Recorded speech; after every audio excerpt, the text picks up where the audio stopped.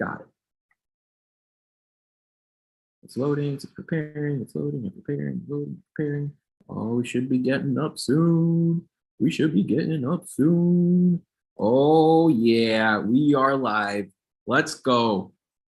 First, for our February matchup for Indiana.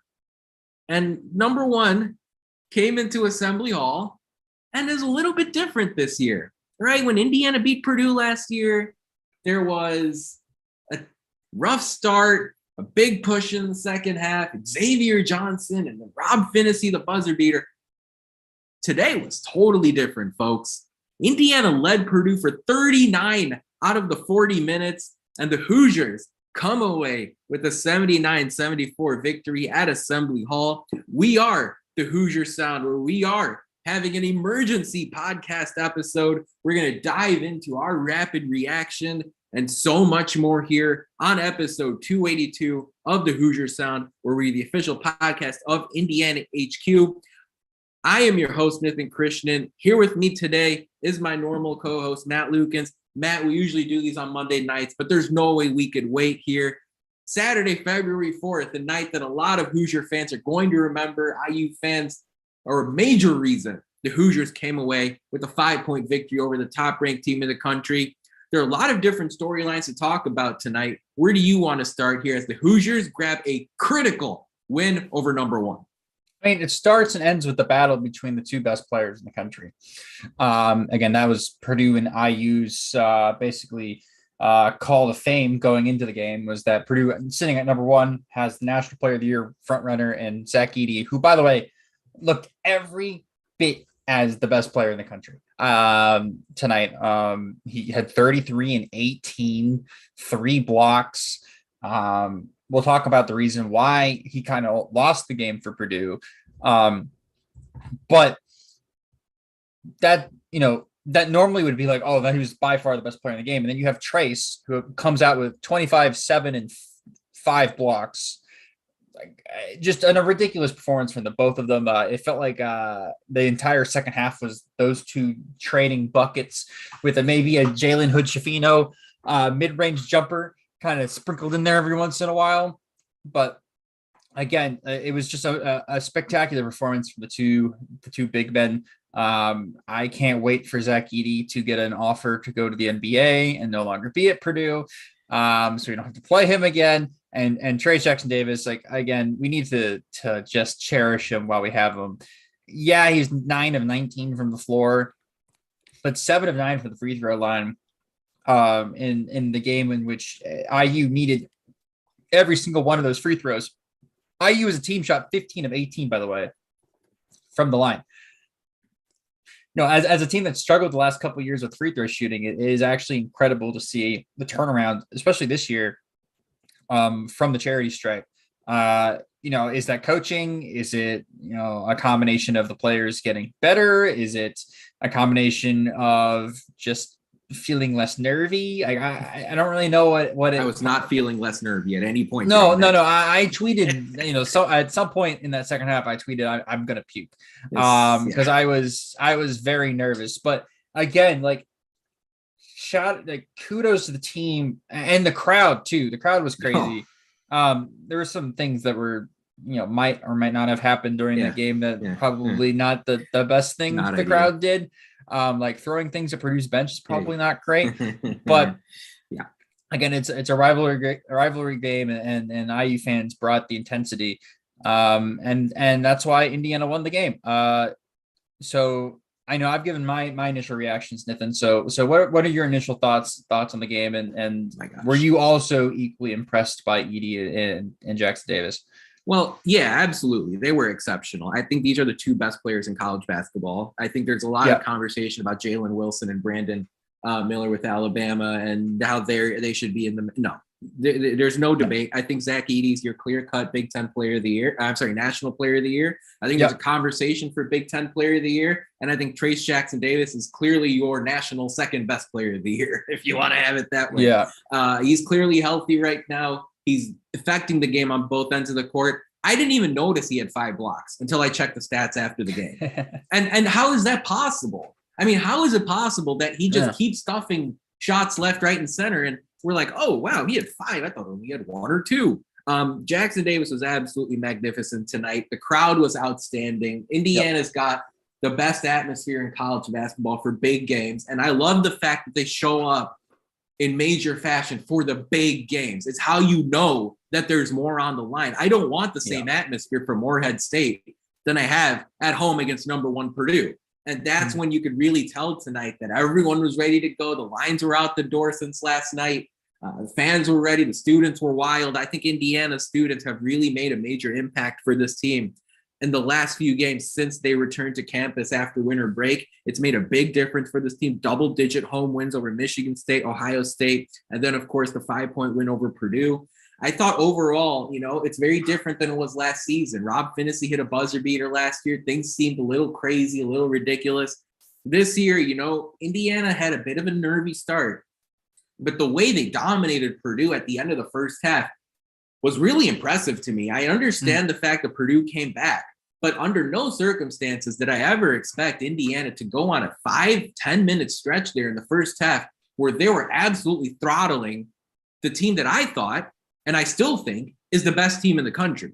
And Purdue did a good job of figuring things out after halftime, but my baseline expectation coming into this game was that Purdue is number 1. Purdue is a bad matchup for Indiana, and Purdue is going to come into Assembly Hall and win. And I thought IU was going to keep it close, but I did not expect Purdue to actually I did not expect Purdue to actually end up dropping this game. And that stretch in the end of the first half where it was Jackson-Davis and Hood-Schifino, but also contributions from Trey Galloway and Caleb Banks and Malik Renew and Miller Kopp. You saw, I think, a lot of Hoosiers kind of get settled in there at the end of the first half to where after Purdue made their run, Indiana had just enough in the tank to close the game out. Trayce Jackson-Davis is awesome, but as bad as Jalen Hood-Schifino was on Tuesday night, he was really, really good for IU today. It looked like he was possibly in some major pain there. Fortunately, he overcame that. And I think if we have to have an honest conversation, he was the 3rd best player in the game today, and Indiana needed that to win. Yeah, they did. They absolutely needed him to win. Look, Bryce Thompson made game-winning plays down the stretch there. I think the final 3 plays of the game, basically, right? Edey had a couple of buckets to end the game there that were just, he's, again, unstoppable the entire game. But the being in the right place at the right time to get the steal from Braden Smith when he's going out of bounds, 1. 2, he gets the ball from Trayce after Trayce tries to posterize Edey and realizes that Edey is a mountain, that he can't even the guy that can fly cannot climb. And then passed it over to Race. Race got fouled, made both humongous free throws. Again, emphasis on the free throw shooting improvement. Huge. And then the low-key underrated one is he makes the perfect inbounds pass, perfectly weighted to Jalen Hood-Schifino there to kind of ice the game. Look, Race has been injured. He has not played his best basketball. Every IU fan would tell you that. But that last 2 minutes of the game shows you why he's such an important player for this team. And why I am sort of expecting him to have a better second half of the season here as he starts to get injured. Hopefully he feels more confident, because I feel like a lot of the issues that Race has been having throughout this year is he's not going up confidently. Either if he doesn't feel physically confident in himself or it's just a mental thing. I'm really hoping that the last segment of that game is a bit of a confidence booster for him, because Indiana could really use having a full-fledged Trayce Thompson back, because then all of a sudden Indiana's front line becomes so much more dynamic. Like Malik Renew had such a fantastic game today. When he came in, I thought he gave them great minutes. He had a couple of really good buckets. There was one bucket where he had a ISO on Edey, and he kind of did a spin move and then into a post, ambitious, into a hook. And it worked, and it went in. It was pretty. Yeah, it was pretty. And it was amazing. But I would be remiss if we didn't go this far into this podcast without talking about how amazing Jalen Hood-Schifino was, and also how coming into the game, all I heard from the national media was about how great that Purdue's freshman guards were. Yep.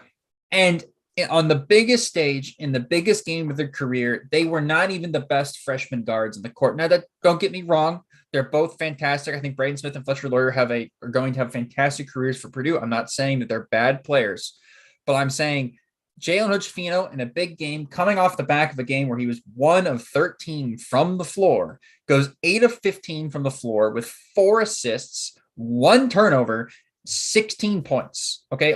He didn't even shoot a free throw. Okay. He didn't need to. And only fouled twice in the game in which Indiana was getting called for, and especially towards the end of the first half, every ticky-tack foul you could possibly get called for. He played his butt off. 31 minutes. I thought we lost him for a second. I was going to be very distraught if that was the case. Hopped back up, was literally hit the next bucket. He was on the floor holding his knee. I thought the season was over, and then he hopped back up out of the timeout, then hit a curl.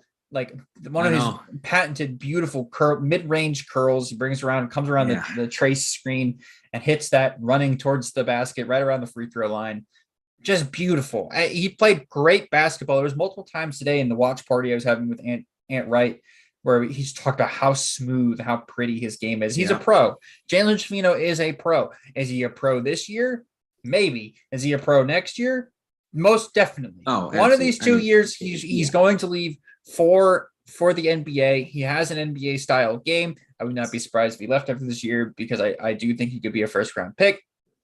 He played every bit like a first round pick today, and we needed all of those 31 minutes that he gave today. Absolutely. And again, this team is still missing its starting point guard. This team is still missing. Like they thought Jordan Geronimo might come back in this game. I think this game would have been a fantastic game for Geronimo to come back in. Indiana, especially down the stretch, struggled rebounding the ball. So many second chance opportunities for Purdue. You'd think that happens if you have instead of Caleb Banks, you have Geronimo in there. No. I don't think so. Even though, by the way, Caleb Banks played exceptionally well today as well, especially that bucket right there at the end of the second half. But it was a whole team effort, but with some very fantastic and important individual performances from Jalen Hood-Schifino and Trayce Jackson-Davis. Really just, I could not be more proud of the team. When I thought they were kind of throwing it, Purdue's like slowly clawing back at the lead. It went from 15 to 10, then 10 to 5, then back up to 10, then to 4. I'm like, oh my goodness. All the way down to 1. All the way down to 1. And they never tied it, and they never took the lead. The Hoosiers took that punch. They took the punch, and they clutched up in the end. Yeah. And that shows me mental growth, because at the beginning of the year, they could have taken that punch, and that punch would have ended up being a knockout, right? Absolutely. Like we saw the knockout punch from Kansas. No question. We saw the knockout punch from Arizona. Rutgers. Both of those teams are just as Rutgers do. All 3 of those teams are just as good as Purdue. Okay, they're all maybe a little worse, but no, I think Kansas. I think Kansas and Arizona are in the same echelon as Purdue, and Rutgers beat Purdue. Yeah, in Mackey. So again, like all of those teams are just, they go and play this Purdue team. Yes, it's at home, but they take a punch and they're able to keep standing, get back to the corner, get to a timeout, kind of recompose themselves. And then boom, it hit it was Jalen Hood-Schifino mid-range shot. It was Trayce Jackson-Davis getting the ball, with the ability to get downhill towards the basket. It was an alley-oop from Malik Renew to Trayce Jackson-Davis. All of this stuff was preordained, pre-planned. This was stuff written and drawn up in the timeout, and they went out and executed it at a high level against maybe the best team in the country. And this is exactly what we were. Why can't they do this They can do this every single game. We're not even going to address the Maryland game. That's rear view mirror. Look, this is exactly the question we asked when Indiana was drilled in the second half at Iowa, and when they didn't show up against Northwestern and that brutal loss at Penn State. We said, when Indiana faced adversity, what were they going to go to? And you just mentioned the different moves that Indiana was comfortable with in tough situations there in the second half. I have to tip my cap to Mike Woodson and the staff. I know the game plan today was really good against Zach Edey and against Purdue overall. You let Edey get his. Indiana was in sync. You just cover everyone else. And if you're looking to someone to point your finger at, if you're a Purdue fan, as great as Lawyer and Smith have been this year, they shot 5 of 23 today. I mean, that's the reason Purdue lost the game. They just weren't that up to speed. 5 for 20. They just weren't that up to speed compared to what we've seen. And who can blame that? Assembly Hall was on fire. Indiana was playing motivated, as they should have. This game meant more to Indiana than it did to Purdue. And when it's all said and done, you saw an IU team really play confidently, really play ferociously. I thought, in hindsight, and we pointed this out on our podcast previously, fighting through some adversity against Michigan State and then fighting through some of that at Minnesota had parlayed into, I think, a really critical stretch of play here for Indiana today, because they had to overcome some tough stuff in those games, and they learned about what they needed to go to in difficult moments. And bang, you saw exactly what that was. Hood-Schifino and Jackson-Davis led the way. Indiana gets a lot of contributions from their supporting cast as well. We are the Hoosier Sound. We're having an emergency podcast episode because Indiana knocked off number 1 Purdue 79-74 at raucous Assembly Hall tonight. The Hoosiers will absolutely, undoubtedly, unequivocally stay in the AP top 25. They might even move up. I think they should go up. If you ask me, ultimately, Maryland is a really good basketball team, and the Hoosiers deserve that credit. Indiana now 16-7 on the season, 7-5 in Big Ten play. Illinois dropped a game to Iowa, so the Hoosiers and the Fighting Illini are tied right now. Rutgers in second here as far as the Big Ten standings are concerned. Of course, the Hoosiers take on Rutgers Tuesday night at Assembly Hall. Indiana, we'll talk more about them in just a second, folks. Just remember, though, if you have not followed us, if you have not liked us, or if you've not gone to our channel on YouTube or subscribed to us wherever you listen to podcasts, make sure you do so. You can find us at The Hoosier Sound wherever you listen to podcasts. And this part helps. Leave us a review, tell a friend, share our links. That kind of support really helps us grow and reach more passionate IU fans such as yourself. Matt, there's so much more to discuss in this game. We're not going anywhere. The game plan, I thought, was really important for Indiana. But what's interesting now is I look at the roster and I say Xavier Johnson would have helped Indiana tonight. Jordan Geronimo would have helped Indiana tonight. Logan Duncombe would have helped Indiana tonight. Let's ask the question here.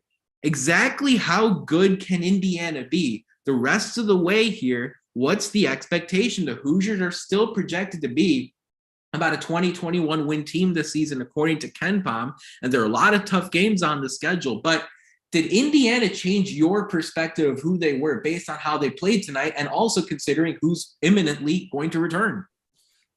I think the imminently going to return is more important than how they played tonight, if I'm going to be honest to you, because I think how they played tonight is how I expected them to play. And to be honest, it's how I expect this team to play and program to play every single time they play Purdue. And you had them winning. I have to tip my cap. You had IU winning this game. I had IU winning because I thought I thought Indiana matched up well against Purdue. I really do. I really think they did. I thought that they were going to be able to pressure their freshman guards. I thought they were going to be able to cause the bigs to be uncomfortable. And that's what happened. Edey was uncomfortable. He had 5 turnovers, which is the second most he's ever had in a game in his career, had 5 turnovers, and Indiana didn't turn over the ball because Purdue's not a team that turned teams over a whole lot.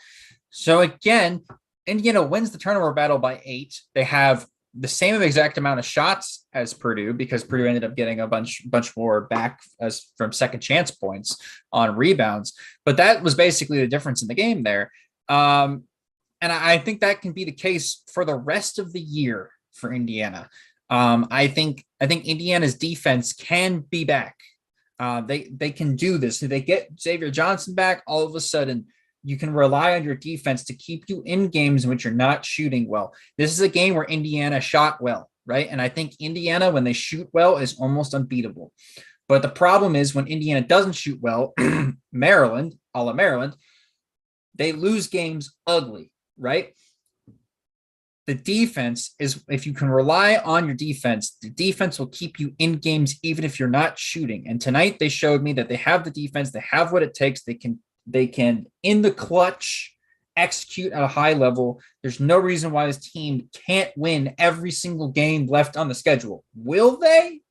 No, it's the Big Ten. You lose games. It's fine. Some days you have bad games. It's hard to win on the road in the Big Ten, whatever. I would say this. Rutgers on Tuesday, big test. Now, this Purdue game was you have to win this, right? Just for the state of the program. You just have to be number one Purdue. You can't let them come onto home court and win this. For the state of the season, however, I would say this Rutgers game is more important. Because again, we got absolutely bullied, punked, beat up at Rutgers. You had Geo Baker after the game talking about how Indiana is soft, charm and soft, right? After the game, talking all this junk, right?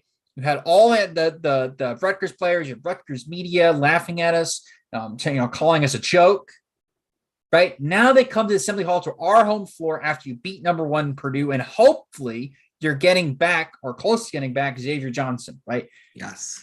There is no excuse. You need to win this game, and you need to win it with some style points too. Yes. Like it needs to be a message to the rest of the Big Ten, because Rutgers is a good team. Rutgers has a good backcourt. Rutgers has a center and Cliff Omarui that can give Trayce Jackson-Davis problems. You have to come out and send a message that on your home court, you are not going to lose. And if you look at Indiana's remaining schedule, you have Rutgers at home.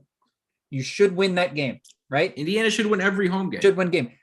At Michigan, you should win that game. Michigan is not a good basketball team.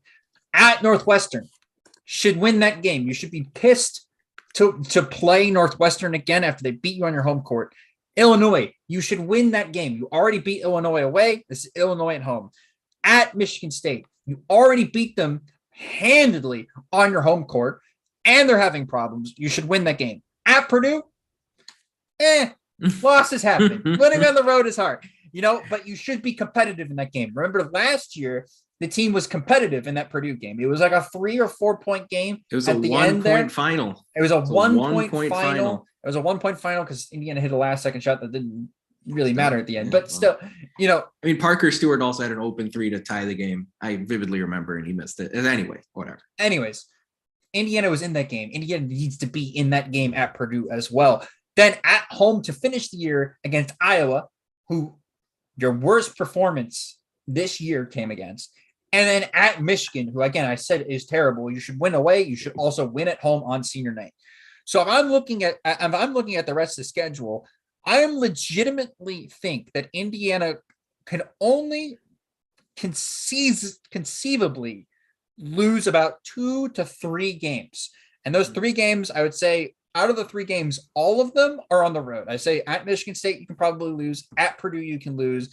And I would say if you lose to Northwestern on the road, it's not the end of the or Michigan on the road. It's not the end of the road, but you have to win at home. You have Michigan, Iowa, Illinois, and Rutgers at home. You need to win all 4 of those games down the stretch here. And I think Indiana can do that. So again, when I'm looking at this, I really expect Indiana to be at, what is it? Right now, Indiana is 23 and 9. So, well, if Indiana is 16 and 7 right now, you're saying that this team is going to win 6 of their last 8?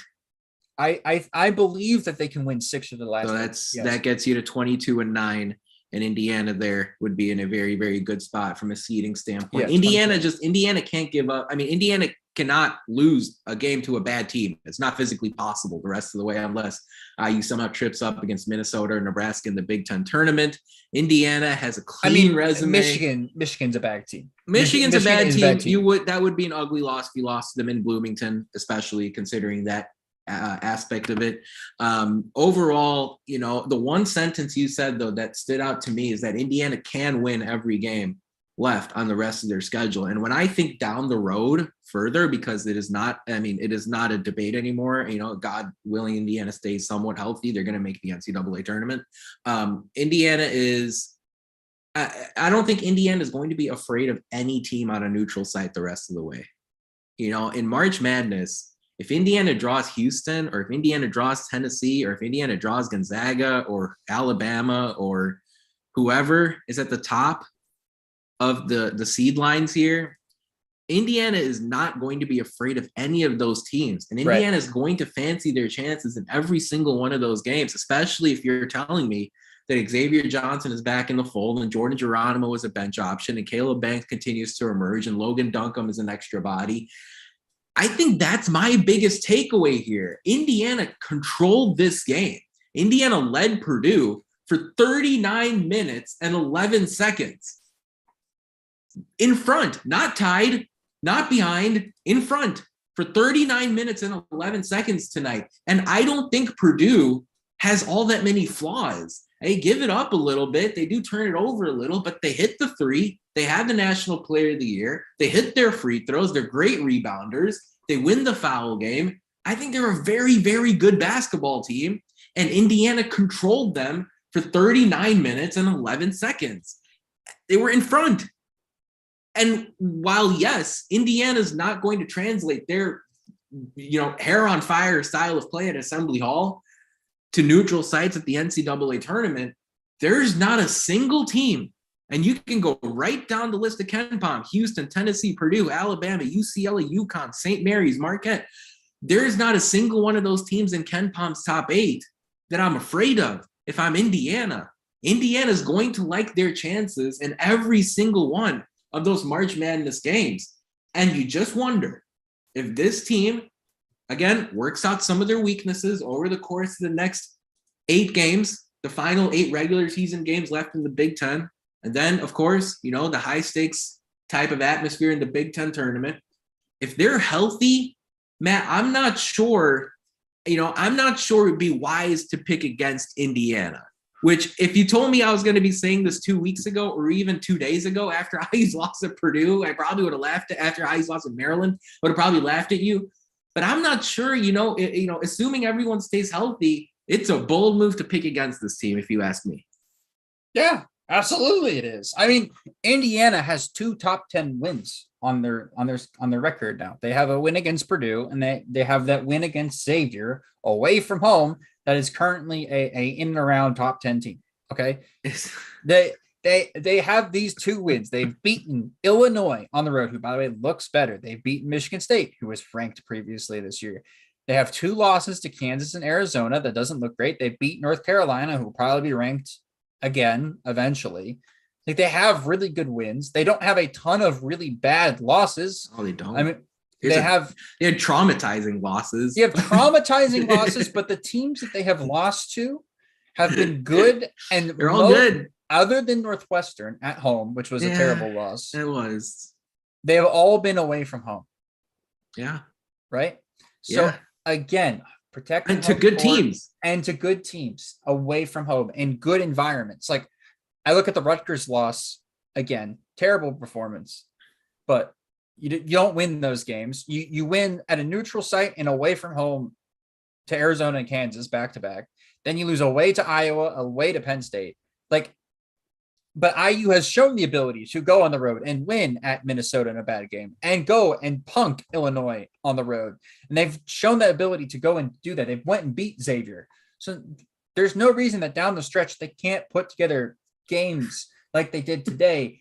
And it all starts, again, Nathan, it all starts with giving Trayce Jackson-Davis the ability to win the game. And what an exceptional player, Matt. I mean, he's just incredible. He really is one of the best players to ever play for this program.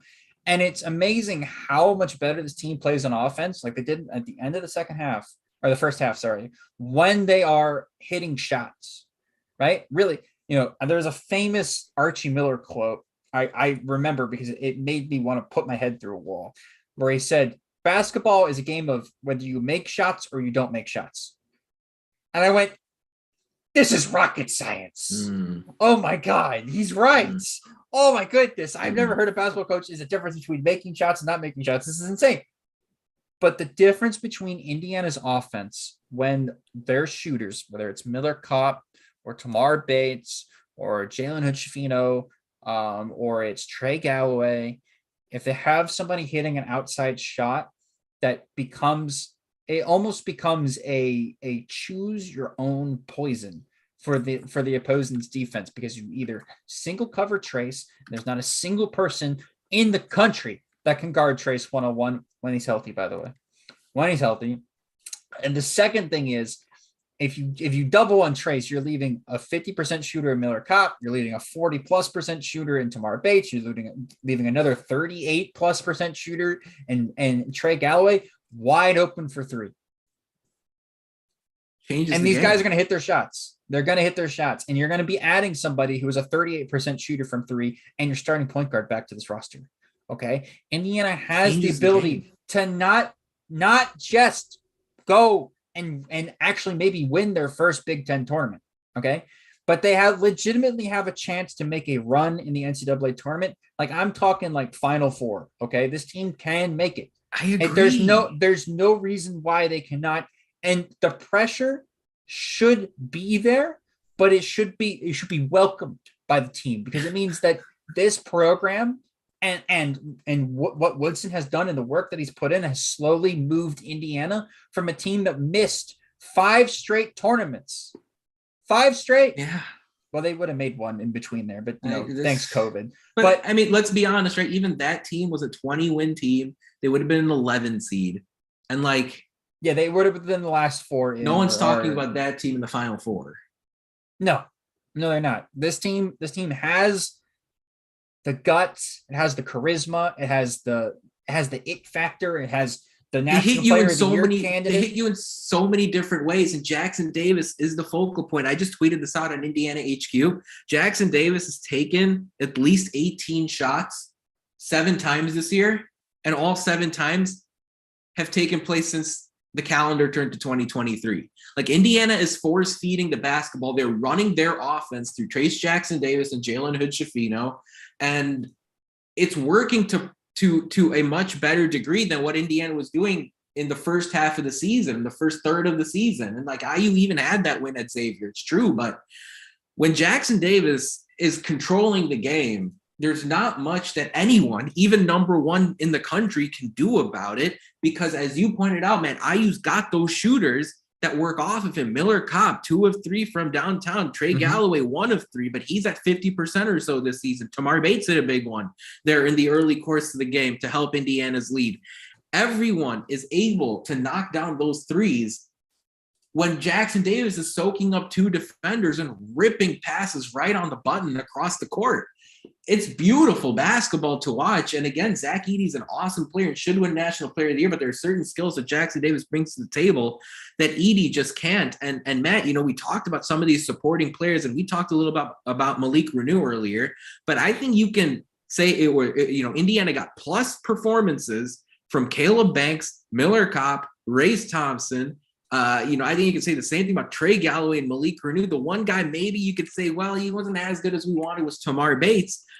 But everyone else, I mean, Indiana, if they can hit you with 7 or 8 different players, that changes the dynamic here. Who do you think deserves an important shout out here? Caleb Banks continues, if you ask me, to plant a seed in Mike Woodson's mind of, hey, this guy probably deserves 6, 8, 10 minutes here, even if it's his freshman season. I thought he made some big plays tonight. Yeah, he did. Caleb Banks came in and gave Indiana great minutes. You have Jalen Hood-Schifino, who's a freshman, being a star. You've got Malik Renew, who came off the bench, gave you 8 points on 3 of 3 with 4 rebounds, and even gave you an assist. That was fantastic. But was lobbed to Trayce. His passing is so underrated, by the way. People just if you don't watch Indiana, I've had multiple people text me and be like, wow, I didn't know Renew was that good of a passer. And I was like, bro, that was one of his things coming out of high school, was that he just does everything for the team. And but it's one thing to do it in high school, right? It's another thing to do it against Zach Edey and Caleb First and Trey Kaufman, Yeah. Oh, Trey Kaufman looked like a baby out there. There's a reason why he barely played in the second half, because Edey got those 2 fouls and Trey said, ooh, give me, this is there's chicken wings. I mean, right? This is fried chicken right here. This is easy. It just absolutely babied him each time. Now I expect both of those guys. That's Trey Kaufman-Renn and Caleb First to be back and much better next year for Purdue. Sure. But Indiana's individual improvement from players this year has been crazy. It really has. Renew's gotten better as the year's gone on. I think Tamar Bates is a better player now than he was at the beginning of the year. Even though he had just a very iffy game. By the way, it's encouraging that Indiana didn't play a perfect game today, right? You still had these areas where the team can get better. Exactly. And you still found a 5-point win against number one. Miller Kopp has 3 shots. Tamar Bates has 3 shots. Trey Galloway has 3 shots.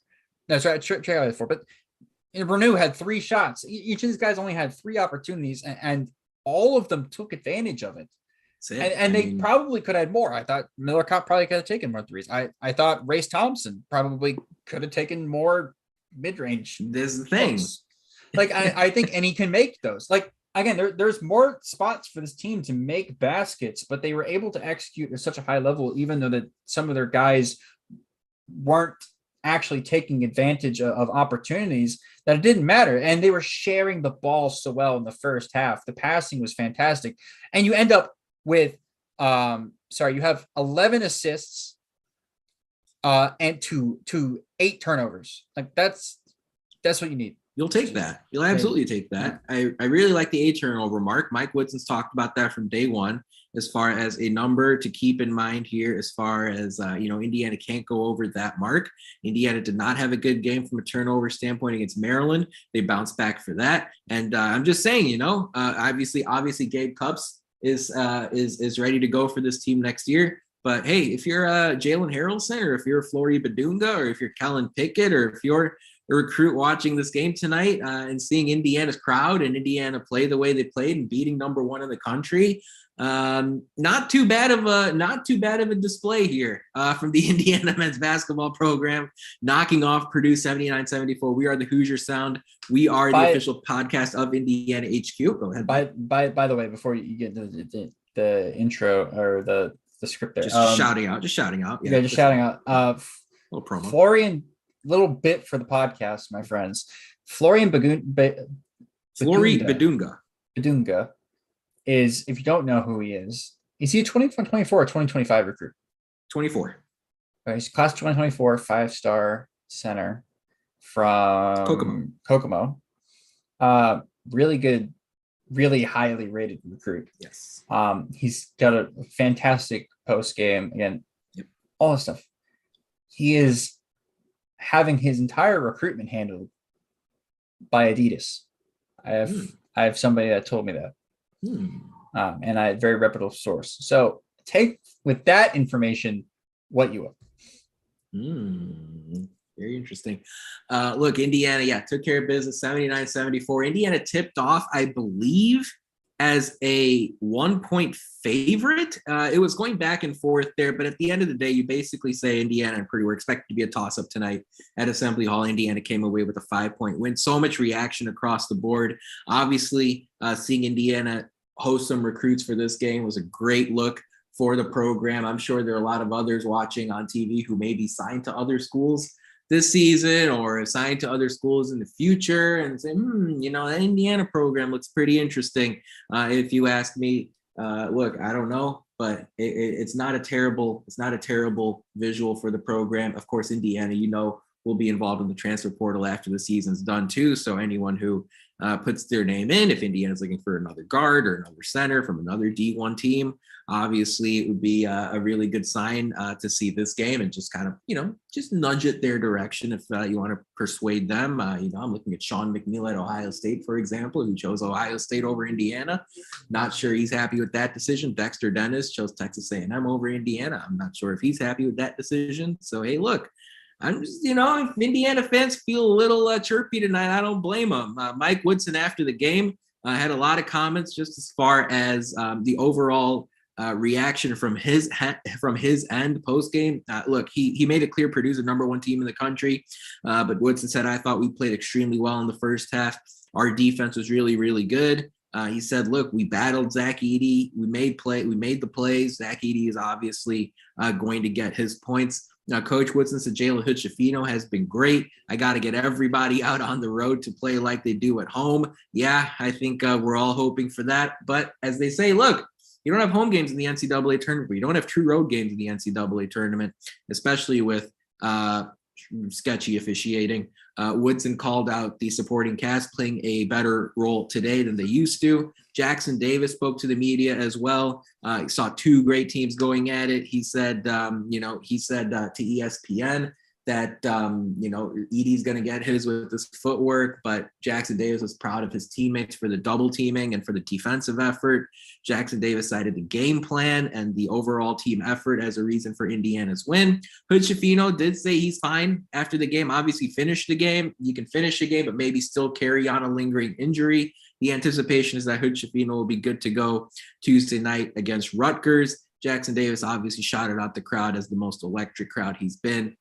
He's seen since coming to Indiana many moons ago. Number of football players, number of national media, a number of Hoosier faithful, obviously tweeting live reaction. I even saw Buffalo Louise tweet out the live shot of when the buzzer sounded there in Bloomington. Dane Fife said he was watching. He thought it was a good game, and Jackson-Davis and the Hoosiers found a way.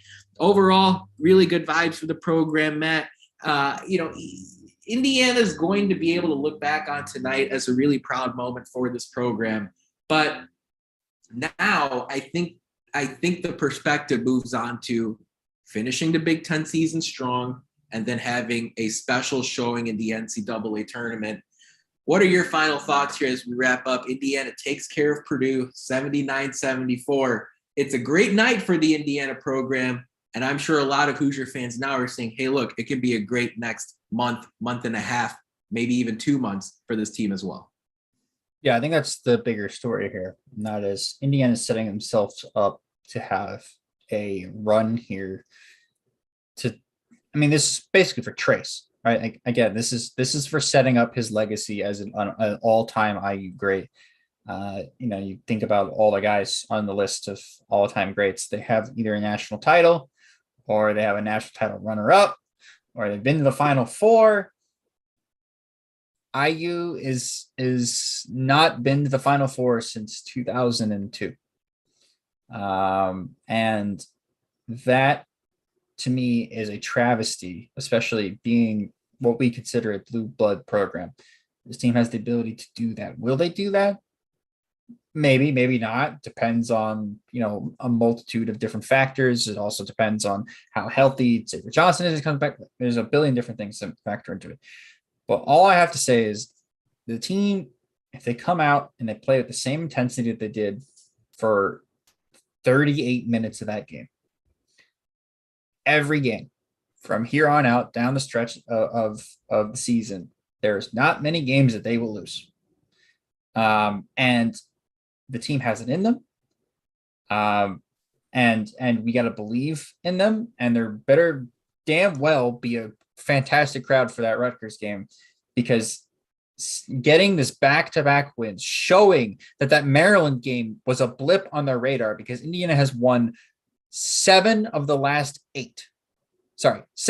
7. Yeah. And can win 7 of the last 8 if they win at home against Rutgers. Showing that Indiana's turned the corner without their senior leader point guard, without a healthy Race Thompson, relying on minutes from freshmen that haven't even played. Banged up Geronimo. They're still finding ways to win. Trayce Jackson-Davis is trying to will his team to victory, and the rest of the team is now starting to kind of form around him, and for basically the first time in his entire career at IU. So this is a special, special time to be a Hoosier fan. It's a special, special time to be a fan of just college basketball in general, because, again, college basketball is better when IU's better. So no question about it. I'm just going to point out, obviously really impressed by Indiana tonight. I think there was an argument that you could make for a while there, even up until I think the Penn State game, where you could quite fairly call Indiana one of the softest teams in college basketball. Something changed between that Penn State and that Wisconsin game, where, even against Maryland on Tuesday when Indiana lost, I didn't necessarily think they lost because they weren't competitive. Right? I just think they lost because it's just a tough scheduling game, and Indiana got a tough night from Hood-Schifino and turned the ball over a little too much and committed a few too many fouls. And that kind of is how you drop a game at a really good team like Maryland, a team that should be something like an 8 or 9 or 10 seed in the NCAA tournament. But Indiana is all of a sudden, between the ears, they have developed into one of the tougher teams in college basketball. It's very hard to knock this team out. You have a bad game against Maryland, bounce back and beat number 1 Purdue. You have a tough first few minutes against Ohio State. You go on a 17-0 run in the middle of the game. You show that, Purdue comes back from 15 down and cuts it to 1, and then you find a second wind to go out and close the game out. And it didn't come down to a buzzer beater. You showed that resolve. You showed that tenacity. You showed that toughness. And if that's going to be the Indiana program we get the rest of the way, this could be a really interesting next handful of weeks. But folks, that about wraps it up for our 282nd episode of the Hoosier Sound, an emergency podcast after Indiana's 79-74 win over number 1 Purdue. Thank you for joining us. We really appreciate your support. To hear more fantastic episodes like the one you heard today, be sure to follow us at Indiana HQ or at the Hoosier Sound to make sure you don't miss any in the future. You can also go to our website, indianahq.com, to find it all in one place. But as always, thank you for listening, Hoosier Nation, and we will see you next